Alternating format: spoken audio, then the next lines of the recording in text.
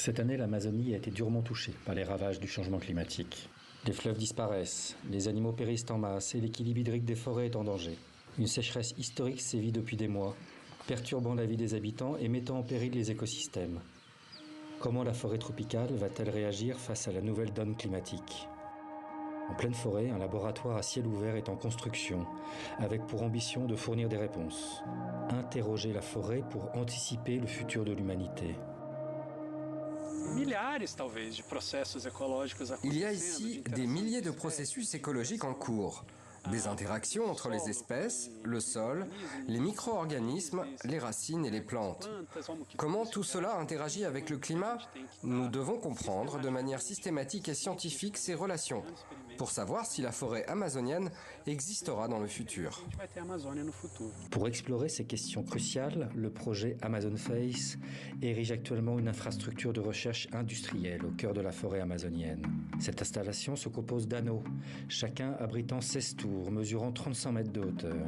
D'ici quelques mois, du sommet de ces tours, une quantité contrôlée de dioxyde de carbone sera pulvérisée.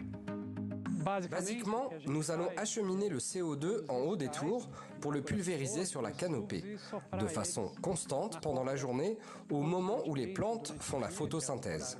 C'est comme prendre la forêt telle qu'elle est aujourd'hui et la projeter à 30 ans pour tenter de comprendre comment elle va réagir dans le futur. Des expériences similaires ont déjà été menées ailleurs dans le monde, mais c'est la première fois qu'une telle initiative est mise en œuvre dans une forêt tropicale, avec une telle biodiversité. Il y a tout juste un an, le prototype de la tour a été testé en banlieue de São Paulo. La construction d'une infrastructure d'une telle envergure en pleine forêt représente un défi humain et technologique colossal. Tout ce que l'on fait en Amazonie est plus difficile que n'importe où ailleurs. La logistique, la difficulté de travailler au milieu de la forêt avec des arbres énormes, la chaleur, les animaux, la pluie. Tout est plus compliqué.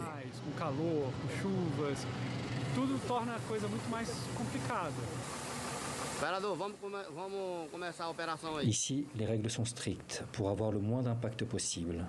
On construit sans détruire. Ici, c'est la forêt qui commande. On a les plans qui sont mis sur le papier, mais il faut s'adapter en permanence. Si un arbre nous gêne, il faut construire la tour plus en avant ou plus en arrière. Il n'y a pas d'autre moyen. Ici, la forêt est souveraine. Ces parcelles où science et nature se rencontrent n'ont pas été choisies par hasard. Ici, la forêt est sous contrôle depuis plus de 20 ans. Chaque arbre y est minutieusement catalogué et fait l'objet d'une étude approfondie en tant qu'individu. On connaît son espèce, sa densité, mais aussi son poids, sa biomasse. Pour monter les tours, il faut ouvrir la canopée, mais pas n'importe comment. Cet individu est le plus délicat de cette parcelle, principalement à cause de sa hauteur. Ces branches qu'on veut enlever sont pleines de lianes. Elles sont très lourdes. C'est très compliqué, car on ne peut rien faire tomber à l'intérieur de la parcelle.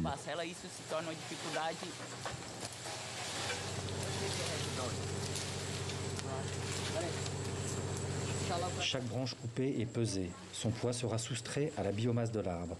Un calcul indispensable pour ne pas fausser les résultats du stockage de CO2. Nous mesurons le diamètre de cet arbre chaque année. Grâce à un modèle mathématique, nous estimons le poids de l'arbre dans son ensemble. Ce que nous faisons ici, c'est évaluer le volume de carbone que nous soustrayons avec ces branches et ces feuilles. Pendant les travaux, malgré le bruit des machines, la recherche se poursuit au cœur des tours.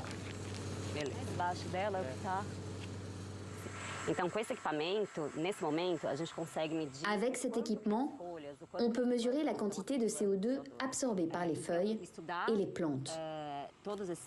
Étudier tous ces processus avant et après l'enrichissement de dioxyde de carbone va nous apporter beaucoup d'informations sur le comportement, la réponse et la résilience de l'Amazonie.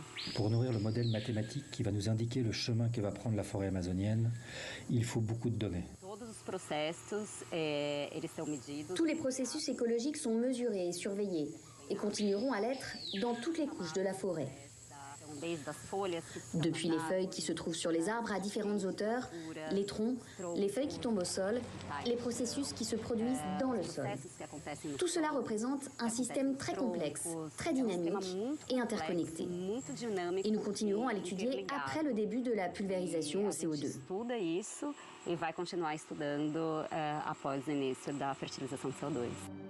À ce jour, ce laboratoire à ciel ouvert a obtenu un financement de 12 millions d'euros pour sa phase de construction, provenant principalement du gouvernement britannique et brésilien.